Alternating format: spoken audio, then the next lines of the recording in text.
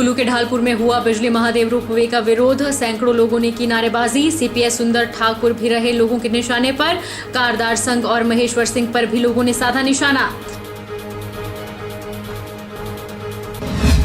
आपदा से जिला के सरगा घाट में 8 करोड़ का नुकसान। लोगों के 130 आशियाने तबाह। 136 गौशालाएं भी त्रासदी का शिकार।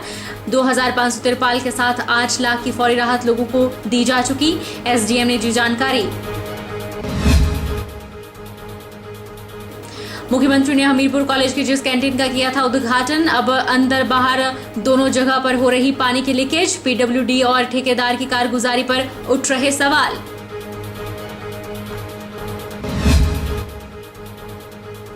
और दिन रात ड्यूटी करने के बाद घर पहुंचकर पानी के लिए भटक रहे पुलिस जवान। पुलिस कॉलोनी में पेयजल किल्लत 1 महीने से बरकरार। पानी का निजी टैंकर मंगवाकर कर रहे गुजारा। नमस्कार, आप देख रहे हैं एच 24x7। मैं हूं जनीशा। जिला कुल्लू के खराहल घाटी के बिजली महादेव रोपवे पर विरोध को लेकर अब ग्रामीणों का संघर्ष सड़कों पर उतर आया है। मंगलवार को बिजली महादेव रोपवे विरोध संघर्ष समिति के आह्वान पर सैकड़ों लोग रामशिला पहुंचे और धरना प्रदर्शन करते हुए ढालपुर में उपायुक्त कार्यालय के बाहर विरोध व्यक्त किया। अब व्यापारियों ने भी संघर्ष समिति को अपना समर्थन दे दिया है। जिला कुल्लू के खराहल घाटी के बिजली महादेव रोपवे विरोध को लेकर अब ग्रामीणों का संघर्ष सड़कों पर उतर आया है। ढालपुर मैदान में सैकड़ों की संख्या में महिला और पुरुष नारेबाजी करते हुए उपायुक्त कार्यालय पहुंचे और वहीं सीपीएस सुंदर ठाकुर भी लोगों के निशाने पर रहे। उन्हें सलाह दी गई कि वह इस मामले में राजनीति बिल्कुल भी न करें। रोपवे लगाने के लिए जो उन्होंने जिद पकड़ी है उसे छोड़ दें। लोगों ने उन्हें देव नियमों का हवाला देते हुए कहा कि अगर वह नियमों का पालन नहीं करते हैं तो देवता बिजली महादेव फिर इस पूरे मामले में इंसाफ करेंगे। कुल्लू देवी देवता कारदार और भगवान रघुनाथ के छड़ीबदार महेश्वर सिंह को भी खूब लपेटा। प्रदर्शन में शामिल लोगों का कहना था कि अगर ढालपुर में कोई भी देव नियमों की उल्लंघना होती है तो देवी देवता कारदार संघ और महेश्वर सिंह सबसे पहले इस मामले में कार्रवाई में आगे आते हैं। वो देव नियमों का भी हवाला देते हैं। लेकिन आज जब खुद देवता बिजली महादेव रोपवे लगाने के लिए मना कर चुके हैं तो कारदार संघ और महेश्वर सिंह अब इस मामले में क्यों चुप बैठे हुए हैं? यह दोनों ही राजनीति से जुड़े हुए हैं, लेकिन देव नीति के मामले में उन्हें राजनीति नहीं करनी चाहिए और नियमों की पालना करते हुए समाज का साथ देना चाहिए। विधायक महोदय ने यहाँ बार एसोसिएशन के ऑफिस में जो है यहाँ पर थोड़ा धमकी भी दी और यह कहा कि रोपवे लग के रहेगा। और दूसरी बात की कि देवता को अटैची नहीं मिली और अटैची मिलती तो शायद देवता भी अपनी वाणी बदल देते। ये शर्म की बात है कि चुना हुआ प्रतिनिधि जो है इस तरह की बात करे। ये बात नहीं करनी चाहिए। जनमानस की भावनाओं का जो है आदर होना चाहिए। जो हमारे विधायक नहीं करते हैं ये उनकी बातों से, उनके घमंड से झलकता है कि उन्हें बहुत ज्यादा घमंड है कि जहां तक बात कर रहे हैं वो रोपवे लगाने की, तो मैं आपको बताना चाहूंगा कि रोपवे अगर उन्होंने बोला कि लग के रहेगा और हम बोलते हैं कि किसी कीमत पर लगने नहीं देंगे, चाहे हमें जो है उसके लिए अंतिम सांस तक लड़ेंगे। हम पहले भी बोला था हमने कि उसके लिए जितने भी हमारे साथी यहाँ आज आए हुए हैं हम रोपवे किसी कीमत पर नहीं लगने देंगे। हमें पता अब ये इससे पूरा जो है पता लग चुका है लोगों को। जिस दिन से उन्होंने अटैची की बात की, अटैची जो है विधायक महोदय को मिल रही है, करोड़ों रुपए का फायदा उनको हो रहा है, इसलिए वो जबरदस्ती कर रहे हैं कि नहीं तो हमारा इलाका है। वो कौन होते हैं रोपवे लगाने वाले? वो और जगह कहीं लगाए और इतनी जिद कर रहे हैं कि नहीं वही लगाऊंगा क्योंकि उन्हें दिख रहा है कि होटल ही मेरा चलेगा, सब कुछ चलेगा, बिजनेस भी चलेगा और साथ में करोड़ों रुपए कमीशन ही मिलेगी। बिजली महादेव बार बार देववाणी हुई है कि बिजली महादेव को रुपये नहीं चाहिए। गुरु के माध्यम से हुई है, प्रश्न के माध्यम से देववाणी हुई है। इसलिए हमारा विरोध है कि देवता जब इनकार करता है तो मुझसे क्यों की जा रही है। अभी आप देखिए कि वहां पर दरारें आ गई हैं। उसके बाद भी हमने यह प्रेस किया कई बार और प्रशासन ने बिल्कुल नहीं मानी। और सुंदर सिंह जी जो जबरदस्ती कर रहे हैं वो ठीक नहीं है। अभी वो बोल रहे हैं कि टैची देके देवता हाँ करेगा। सुंदर सिंह जी महादेव देवता कितनी आपकी औकात नहीं कि देवता खरीद सके। बिजली महादेव देने वाला है और आप उसको खरीदने की बात कर रहे हैं। आपको इसके शर्मनाक बयान है, इसका माफी मांगनी चाहिए। बाकी ऐसा कि अपनी सत्ता की ताकत दिखाइए, हम अपने देवता की ताकत दिखाएंगे। रोपवे बिल्कुल नहीं लगेगा और बिजली महादेव जो निकाल के तो नहीं लगेगा। बाकी मैं एक बात और कहना चाहूंगा। देखिए 4 अगस्त को ऊपर जनरल हाउस था बिजली महादेव में, वहां पर देव समाज से यहाँ महेश्वर सिंह जी हमारे ये आए और कारदार संघ के 2 जी भी आए। इनके सामने ही देवता ने इनकार किया। इन्होंने पश्चिम पाइप बहा में इनकार किया और रथ ने भी इनकार किया, तो आज ये लोग क्या छुपे हैं? क्या राजनीति में तैयारी होगी कि वो आज देवता को जुगाड़ है? ऐसे देवनीति की बात करते हैं, स्कीम बनाएंगे, जालपुर में अगर पेड़ कट गया या कोई पत्थर उठाना तो ये लोग देवस्वाल के ठेकेदार बन के आ जाते हैं कि हम ये करेंगे वो करेंगे जी, हम देवनीति में। आज जब बिजली महादेव में है तो ये लोग क्या छुपे हैं? 11 से 14 अगस्त में हुई मूसलाधार बारिश से प्रदेश भर में बहुत त्रासदी हुई है। इस त्रासदी से उपमंडल सरकाघाट में भी काफी नुकसान हुआ है। यहाँ भूस्खलन होने से 130 लोगों के आशियाने तबाह हो गए हैं और 136 गौशालाएं भी त्रासदी का शिकार हुई हैं। जिला के सरकाघाट में त्रासदी से हुए नुकसान को लेकर एसडीएम सरकाघाट स्वाति डोगरा ने बताया कि उपमंडल में आपदा से लगभग 8 करोड़ का नुकसान हुआ है। 14 राहत शिविर सरकाघाट में लगाए गए हैं, जिसमें 125 परिवारों को रखा गया है। उन्होंने कहा कि 775 ऐसे घर हैं जो कभी भी गिर सकते हैं। स्वाति डोगरा ने कहा कि राहत शिविरों में प्रभावित लोगों का प्रशासन की तरफ से ध्यान रखा जा रहा है। 2500 तिरपाल के साथ 8 लाख की राशि फौरी राहत के रूप में लोगों को दी जा चुकी है।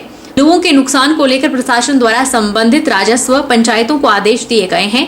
लोगों के नुकसान का आंकलन करें और राहत कैंपों में लोगों की देखभाल भी करते रहें ताकि आपदा प्रभावित लोगों को किसी प्रकार की कोई समस्या न आए।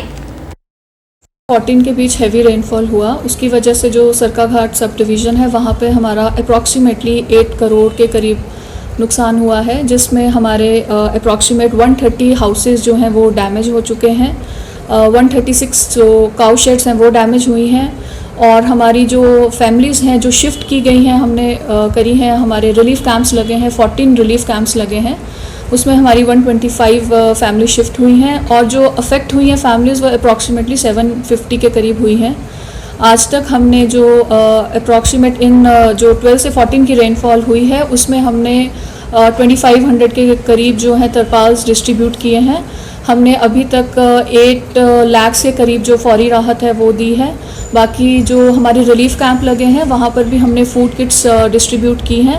बाकी हमारे जो पटवारीज, प्रधान्स और पंचायत सेक्रेटरीज के थ्रू हम इन कैंप्स को प्रॉपर्ली मैनेज कर रहे हैं। वहाँ पर जो भी लोगों की रिक्वायरमेंट है उनको पूरा किया जा रहा है। बाकी भी जो विभाग हैं वो भी हमारा पूरा साथ दे रहे हैं, जैसे कि IPH, इलेक्ट्रिसिटी, PWD। जहाँ पर भी जो सड़कें बंद हैं उनको PWD काफ़ी वॉर फुटिंग पे लगे हैं उनको खोलने के लिए। IPH की भी वाटर सप्लाई जो है वो मैक्सिमम जगह पर चालू कर दी गई है। कुछ जगह है जो फार फ्लंग एरियाज़ हैं वहाँ पर अभी भी प्रॉब्लम है, उसको भी वो 1-2 दिन में उन्होंने हमें IPH एक्शन साहब ने और इलेक्ट्रिसिटी इन्होंने पूरा आश्वासन दिया है कि उसको भी प्रॉपर्ली ठीक कर दिया जाएगा। प्रदेश भर में आपदा ने अपना कहर मचाया हुआ है। हर व्यक्ति इस त्रासदी से दुखी है। कईयों के आशियाने उजड़ गए तो कई मौत के मुंह में जा समाये। इस आपदा से उभरने के लिए बहुत से लोग एक दूसरे का सहारा भी बन रहे हैं। विधायक दिलीप ठाकुर दौरे पर थे। प्रभावित परिवार टीन की चादरें उतार रहे थे तो विधायक ने भी खुद आगे बढ़कर चादरें उठाई और प्रभावितों के घर तक पहुंचाई। हौसला रखना, अब जेड़ा होना से हुई इंसान के हाथ में कुछ नहीं, भगवान के हाथ में। चलो कुछ नहीं, कोई बात नहीं, आपने अपना ध्यान रखना। सरकाघाट का क्षेत्र भी आपदा से अछूता नहीं रहा। विधायक दिलीप ठाकुर पिछले 10 दिनों से आपदा से ग्रसित क्षेत्रों के दौरे पर हैं। पिछले कल विधायक दिलीप ठाकुर इसी पंचायत के दौरे पर थे। इसी दौरान लोगों ने उन्हें बताया कि ये परिवार बेहद ही गरीब है और उनकी रहने के लिए ना तो स्कूल में जगह है और ना ही पंचायत में कोई जगह बची है। इतना सुनते ही विधायक गांव का दौरा करने के लिए निकल पड़े तो सड़क के साथ ही प्रभावित परिवार के 2 लोग टेम्पो से अस्थायी घर बनाने के लिए टीन की नालीदार चादरें उतार रहे थे जो उन्होंने अपने घर ले जानी थी। जब दिलीप ठाकुर वहां पहुंचे तो देखा कि चादरें गाड़ी से उतारी जा रही हैं। विधायक ने खुद आगे बढ़कर चादरें उठाई और प्रभावितों के घर तक उठाकर चल पड़े। विधायक की संवेदनशीलता को देखते ही उनके साथ अन्य लोगों ने भी चादरें उठा ली और करीब 1 किलोमीटर दूर प्रभावित के घर 15 चादरें पहुंचाकर समाज सेवा का व्यवहारिक तौर पर परिचय दिया। प्राकृतिक आपदा के दौरान विधायक के द्वारा किए गए इस सराहनीय प्रयास की न सिर्फ पूरे क्षेत्र में चर्चा हो रही है बल्कि सोशल मीडिया पर भी इनका यह वीडियो वायरल हो रहा है। कांग्रेस की 10 गारंटियों में महिलाओं को हर महीने 1500 रुपए देने की गारंटी पर भाजपा प्रदेश उपाध्यक्ष रश्मिधर सूद ने सुप्पू सरकार को घेरा है। उन्होंने कहा कि आज प्रदेश की 22 लाख बहनें आप से 1500 की आस लगाए बैठी हैं। महिलाओं का सबसे बड़ा त्योहार राखी इसी महीने के अंत में है और मैं अपने प्रदेश की सभी बहनों की तरफ से सुक्खू भाई से राखी पर इस उपहार को मांगती हूँ। आपदा की इस घड़ी में हमारा पूरा भारतीय जनता पार्टी पूरे प्रदेश की जनता के साथ खड़ी है। कांग्रेस की 10 गारंटियों पे यहाँ बात करना चाहूंगी।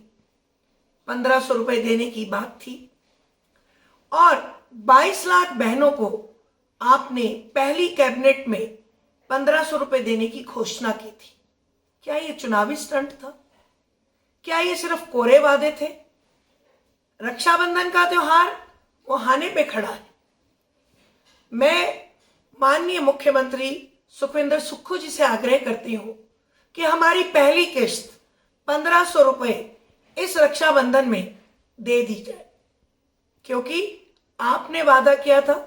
उसी वादे के तहत आपने हिमाचल की सत्ता पे आकर गद्दी ली थी, लेकिन आपने अपना वादा पूरा नहीं किया। हमारी जितनी भी बहनें हैं वो ठगा सा महसूस करती हैं। जब माननीय धूमल जी थे तो उन्होंने रक्षाबंधन पे, भैया दूज पे, करवा चौथ पे अवकाश दिया। प्रदेश भर में मुफ्त यात्रा की सुविधा हम बहनों को दी और जयराम ठाकुर जी ने 50% किराया रक्षाबंधन के तहत दिया। अब आपकी बारी है सुखविंदर सुक्खू जी। 1500 रुपए की इंतजार में हम पूरे प्रदेश की बहनें आपकी तरफ टकटकी लगाए देख रही हैं। आप बातें करते हैं कि हम अपनी गारंटियां पूरी करेंगे। पिछले ही दिनों आपने कुछ ऐसे फैसले किए, 1100 रुपए के दर्शन, आपने वैट बढ़ाया, आपने HRTC के मालगाड़ी का जो है किराया वो भी बढ़ा दिया। अपने दोस्तों को तो आपने कैबिनेट रैंक दे दी, वो खर्चा तो आप दे रहे हैं, लेकिन हम बहनों को 1500 रुपए नहीं दिए जा रहे आपसे। मंडी जिला के पंडोह की ग्राम पंचायत का एक परिवार आज मदद की गुहार लेकर उपायुक्त कार्यालय पहुंचा। 4 सदस्य इस परिवार का 3 कमरे के पक्के मकान में दरार आ चुकी है।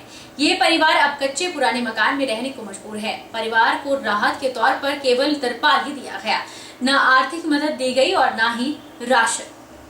हिमाचल प्रदेश में भारी बारिश से काफी नुकसान हुआ है। बात अगर मंडी जिला की करें तो यहाँ कई लोगों के आशियाने उजड़ गए हैं तो किसी के घरों में दरारें आ गई हैं, जिस कारण वे घर रहने के लिए अब सुरक्षित नहीं हैं। लोग राहत शिविरों, किराए के कमरों और अपने रिश्तेदारों के घरों में रहने को मजबूर हैं। जिला मंडी के पंडोह की ग्राम पंचायत घरान का एक ऐसा ही परिवार है। श्यामलाल का 3 कमरों का पक्का मकान अब असुरक्षित है। इस मकान में दरारें आ चुकी हैं, घर रहने लायक नहीं है। इन लोगों ने अपना सारा सामान पुराने घर शिफ्ट कर दिया है और वहीं रह रहे हैं। पुराना घर भी कच्चा है। इस परिवार में 4 सदस्य हैं। आज वे जमीन और आर्थिक मदद की फरियाद लेकर उपायुक्त के दर पहुंचे। उन्होंने बताया कि पंचायत के प्रधान और पटवारी ने मौके का निरीक्षण किया था और उनसे उन्हें केवल तिरपाल की ही मदद मिली, न आर्थिक मदद दी गई और न ही राशन दिया गया। पीड़ित श्यामलाल ने कहा कि नए मकान में दरारें आने के बाद वे अपने कच्चे पुराने घर में रह रहे हैं। आज वे मदद की फरियाद लेकर उपायुक्त के पास पहुंचे हैं। उधर एडीएम मंडी डॉक्टर मदन कुमार ने पीड़ित परिवार को आर्थिक मदद के साथ साथ राशन देने का भी आश्वासन दिया है। 14 तारीख को सर बारिश बहुत हो रही थी ना। सुबह हम जब उठे तो हमने देखा कि घरों में दरारें पड़ रही है बहुत ज़्यादा। फिर हमने देखा कि दरारें बहुत ज़्यादा पड़ रही है तो हमने अपना सामान सारा दूसरी तरफ शिफ्ट कर दिया, क्योंकि बारिश तो बहुत ज़्यादा हो रही थी और बारिश के कारण सर बहुत ज़्यादा ज़मीन धंस रही थी, तो इसलिए हमने अपना घर खाली करना पड़ा। और हम अभी भी घर हैं, तो आज हम डीसी ऑफिस आए हैं ताकि हमें कोई आर्थिक सहायता मिल जाए या हमें कहीं और ज़मीन मिल जाए, क्योंकि ज़मीन बहुत धंस रही है। और हमारे घर का जो पक्का मकान है सर, वो तीन कमरों का है, वो बहुत ही डैमेज हो गया है। तो हमारे पास रहने के लिए कोई भी साधन और जगह नहीं है। और हमने प्रशासन से बहुत गुहार लगाई है कि हमें आर्थिक मदद दी जाए और हमें ज़मीन कहीं और जगह मिल जाए। जी, प्रशासन की सर प्रधान मेंबर वगैरह और पटवारी आए थे मौके पर। उन्होंने सब कुछ देखा कि घर में बहुत ज़्यादा दरारें पड़ गई है, तो उन्होंने बस हमें एक तिरपाल ही दिया और कुछ भी नहीं दिया है। ना ही हमें आर्थिक मदद दी गई है उनकी तरफ से, ना ही हमने राशन दिया है, ना कुछ भी नहीं दिया सर। एडीएम सर से हमारी बात हो गई है सर, आज अभी की हमने, तो उन्होंने कहा कि हमें आर्थिक मदद मिल जाएगी, जो भी आपके घर का, अपने घर का जो डैमेज हुआ है उसका सब कुछ, जो भी पैसा होगा वो सब कुछ मिल जाएगा, और राशन भी मिल जाएगा, और आपको वो 3 बिस्वा ज़मीन भी मिल जाएगी। ऐसा आश्वासन उनकी तरफ से दिया गया है। तो अभी देखते हैं अब कब तक अमल में होगा। हम पुराने घर में रह रहे हैं, कच्चा मकान में रह रहे हैं। ठाकर साहब से बात हो गई है,